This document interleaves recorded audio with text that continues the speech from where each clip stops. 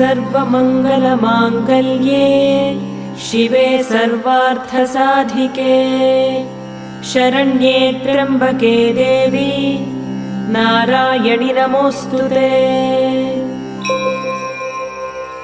अस्य श्रीललिता सहस्रनाम स्तोत्रमाला मन्त्रस्य वशिन्यादिवाग्देवता ऋषयः अनुष्टुप् छन्दः श्रीललिता परमेश्वरी देवता श्रीमद्वाग्भवकूटेति बीजम् मध्यकूटेति शक्तिः शक्तिकूटेति कीलकम् श्रीललिता महात्रिपुरसुन्दरी प्रसादसिद्धिद्वारा चिन्तितफलावाप्त्यर्थे जपे विनियोगः। ध्यानम् सिन्दूरारुणविग्रहा